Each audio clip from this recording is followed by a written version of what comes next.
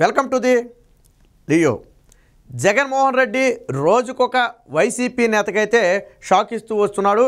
ఇప్పటికే నిన్న ఉషాశ్రీ చరణ్ గురించి ఆల్రెడీ మనం మాట్లాడుకున్నాం, జోగి రమేష్ గురించి మాట్లాడుకున్నాం, అలాగే నారాయణ స్వామి కూడా ఈసారి టికెట్ ఉందో లేదో అని చెప్పి మనం మాట్లాడుకోవడం జరిగింది. ఇప్పుడు తాజాగా ఆ కోవలోకి రోజా కూడా చేరటం జరిగింది. నగరి నియోజకవర్గం నుంచి ఎమ్మెల్యేగా గెలిచిన రోజా రెండో విడత ఎప్పుడైతే మంత్రివర్గ విస్తరణ జరిగిందో ఆ మంత్రివర్గ విస్తరణలో అయితే మంత్రి పదవిని అయితే తీసుకోవడం జరిగింది. ప్రస్తుతం క్రీడా శాఖ అలాగే టూరిజం మినిస్టర్గా అయితే రోజా ఉంది. అదే రోజాకి ఈసారి టికెట్ లేదా అంటే ఎస్ అవుననే సమాధానం వస్తుంది. ఎందుకంటే నగరీలోనే రోజా మీద పూర్తి స్థాయి వ్యతిరేకత ఉంది, మనందరికీ తెలిసిన విషయమే. రోజాకి కన్నా టికెట్ ఇస్తే మేమందరం కూడా తెలుగుదేశం పార్టీకి పనిచేసి రోజాని అక్కడ ఓడించే బాధ్యత మేమే తీసుకుంటామని చెప్పి సొంత పార్టీ కేడర్ అలాగే ద్వితీయ శ్రేణి నేతలందరూ కూడా ఇప్పటికే వైసీపీకి తేల్చి చెప్పడం జరిగింది. జగన్మోహన్ రెడ్డి వరకు కూడా ఈ విషయం వెళ్ళింది. సో ఇలాంటి పరిస్థితుల్లో నగరీలో రోజాని దింపే పరిస్థితి లేదు. అలాగని వేరొక కాన్స్టిట్యున్సీ మారిస్తే అక్కడ రోజాని స్వీకరించే పరిస్థితి అంతకంటే లేదు. సో ఖచ్చితంగా రోజాకైతే ఈసారి టికెట్ ఆపాల్సిన పరిస్థితి. ఇదే విషయమై మొన్న ఆ రోజా తిరుమల వెళ్ళిన సందర్భంగా కొంతమంది మీడియా ప్రతినిధులు ప్రశ్నించిన సమయంలో కూడా ఆ రోజా దాదాపుగా ఆ ఉన్న విషయాన్నే వ్యక్తం చేయడం జరిగింది. ఈసారి టికెట్ ఎవరికి ఇచ్చినా కానీ నాకేం అభ్యంతరం లేదు, నేను కలిసి పనిచేస్తానని చెప్పి నర్మగర్భ వ్యాఖ్యలు చేసింది. అంటే తనకు టికెట్ రాదన్న విషయం దాదాపు రోజాకి తెలిసిపోయింది. సో ఆ ఉద్దేశంతోనే టికెట్ ఎవరికి ఇచ్చినా పర్వాలేదు అనే వ్యాఖ్యలు అయితే చేసింది. వాస్తవానికి ఇప్పటి వరకు ఏ వైసీపీ నేత కూడా టికెట్ ఎవరికి ఇచ్చినా పర్వాలేదనే వ్యాఖ్యలు అయితే చేయలే.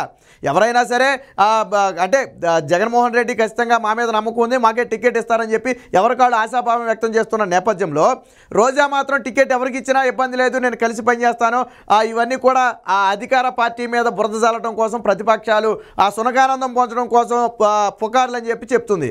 పుకార్లని ఆవిడే అంటుంది, టికెట్ ఎవరికి ఇచ్చినా పర్వాలేదని ఆవిడే అంటుంది. ఒకవేళ టీడీపీ కానీ లేదా మీడియాలో వచ్చినాయి కానీ పుకార్లు అయితే ఖచ్చితంగా రోజా చెప్పాలి, లేదు 100% 2023 ఎన్నికల్లో అంటే వచ్చే ఎన్నికల్లో లేదా 2024 ఎన్నికల్లో నేనే నగరీ నుంచి పోటీ చేస్తాను, అందులో ఎటువంటి అనుమానం అవసరం లేదు అని ఎందుకని తెగేసి రోజా చెప్పలేకపోతుంది?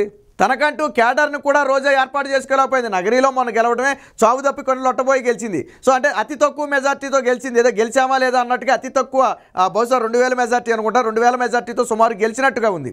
అంటే అలాంటి పరిస్థితుల్లో రోజా ఉన్నప్పటికీ కూడా జగన్మోహన్ రెడ్డి వాస్తవానికి మంత్రి పదవి ఇచ్చేవాడే కాదు.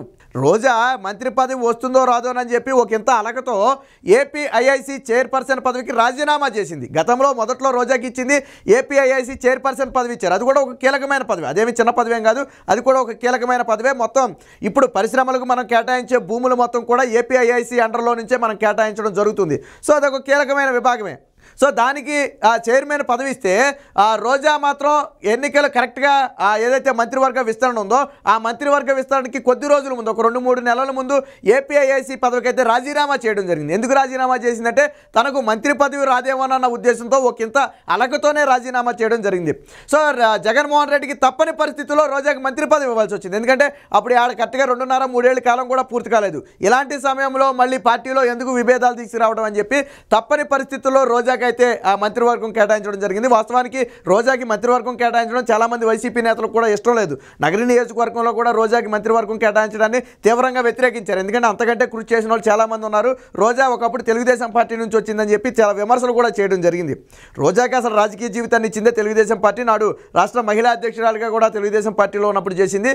తన రాజకీయ జీవితం ప్రారంభమైందే తెలుగుదేశం పార్టీలో. సరే, తరువాత రాజకీయ పరిణామాల నేపథ్యంలో ఆవిడ పార్టీ మారినప్పటికీ కూడా చాలామంది పార్టీలు మారినప్పటికీ కూడా హుందాగా వ్యవహరిస్తారు. బట్ రోజా ఆ హుందాతనాన్ని కూడా లేకుండా చంద్రబాబు మీద, నారా లోకేష్ మీద, వాళ్ళ ఫ్యామిలీ మీద విమర్శలు చేయడం మనందరం చూసాం. సో ఇప్పుడు రోజా పరిస్థితి ఎలా ఉందంటే రెండింటికి జట రేవళ్ళలాగా ఉంది. ఇప్పుడు ఎమ్మెల్యే టికెట్ వస్తుందో లేదో తెలియదు, అలాగని వేరొక చోట ఇన్ఛార్జిగా మార్చే వేరొక చోట పోటీ చేస్తే గెలిచే పరిస్థితి అంతకంటే లేదు. సో ఇప్పుడు రోజా పరిస్థితి అయితే కక్కలాక మింగలాక అన్నట్టుగా ఉంది.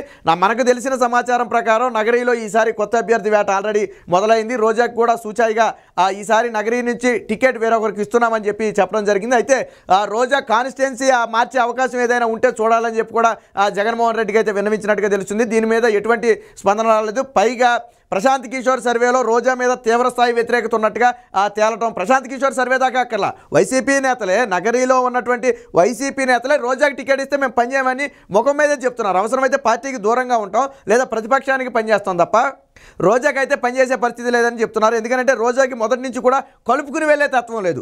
క్షేత్రస్థాయి నుంచి ద్వితీయ శ్రేణి నేతల నుంచి మండల స్థాయి నేతల నుంచి వారందరినీ కూడా కలుపుకుని వెళ్ళే తత్వం రోజాకి మొదటి నుంచి లేదు. అందులోనూ మంత్రి పదవి ఇచ్చిన తర్వాత వారి మధ్య మరింత దూరం పెరిగిందని చెప్పి ఒక ఆరోపణలు కూడా ఉన్నాయి. అంటే గతంలో వారందరూ కలిసి కృషి చేస్తేనే మొన్న రోజా గెలిచింది. బట్ గెలిచిన తర్వాత రోజా వాళ్ళెవరిని కూడా పట్టించుకోలేదనేది నగరీలో ఉన్న ప్రధాన వాదన. సో నగరీలో సరే రోజా కాదు ఎవరిని పెట్టినా కానీ ప్రస్తుతానికి గెలిచే పరిస్థితి లేదని చెప్పి సర్వేలు చెప్తున్నప్పటికీ కూడా కొంత వ్యతిరేకతను తగ్గించే ఉద్దేశంతో రోజాని కానీ అక్కడ మారిస్తే లేదా రోజా కానీ సీటు ఇవ్వకపోతే అక్కడ వ్యతిరేకత తగ్గి కొంత వైసీపీకి సానుభూతిగా మారే అవకాశం ఉంది, కొంత ఓట్లు వచ్చే అవకాశం ఉంది. అలాగే క్షేత్రస్థాయిలో ఉన్నటువంటి వైసీపీ నేతలు పనిచేసే అవకాశం ఉంటుందని చెప్పి జగన్మోహన్ రెడ్డి భావిస్తున్నట్టుగా తెలుస్తుంది. దీనికి సంబంధించి ఆల్రెడీ మీడియా వివరణ కోరినప్పుడే ఆ రోజా అయితే ఈ విధమైన వ్యాఖ్యలు చేయడం జరిగింది. టికెట్ నాకు కాదు ఎవరికి ఇచ్చినా నేను పనిచేస్తానని చెప్పి చెప్పడం జరిగిందంటే రోజాకి ఇప్పటికే టికెట్ లేదన్న విషయం రోజాకి దాదాపుగా తెలిసిపోయింది. కాబట్టే రోజా ఈ వ్యాఖ్యలు అయితే చేసింది. అయితే తనకు మంత్రి పదవి వచ్చింది కాబట్టి 2-2.5 ఏళ్ళు బహుశా రోజా ఒక జీవిత కళ మంత్రి పదవి అనేది అసలు గెలవడమే అతి కష్టం అనుకున్నారు, ఐరన్ లెగ్ అన్నారు. సరే చాలా విమర్శలు ఎదుర్కొని వచ్చింది అనుకుంటే అదంతా వేరే విషయం. రోజాకి మంత్రి పదవి అనేది ఒక కళ. సో అలాంటి కళ నెరవేరింది కాబట్టి ఈసారి టికెట్ ఇవ్వకపోయినా పర్లేదు, ఒకవేళ జగన్మోహన్ రెడ్డి గెలిస్తే వేరొక రూపంలో నాకు న్యాయం చేస్తాడని చెప్పి రోజా అయితే భావించినట్టుగా ఉంది. ప్రస్తుతానికైతే ఎవరికి ఇచ్చినా కలిసి పనిచేస్తానని చెప్తుంది. కానీ మరి చివరికి వెళ్ళే టయానికి అది సాధ్యపడుతుందా లేదా రోజా కూడా అసంతృప్తి నేతల్లాగా అడ్డం తిరిగే ప్రయత్నం చేస్తుంది అనేది ప్రస్తుతానికి తెలియదు. ఇప్పటికే 42 మంది నేతలు అసంతృప్తి నేతలు తిరుగుబాటు జెండా ఎగరవేశారు, మనం చూసాం. నిన్న కూడా మంత్రి ఉషా శ్రీచరణ్ జగన్మోహన్ రెడ్డి సీఎంఓ ఆఫీసు నుంచి పిలవడం జరిగింది.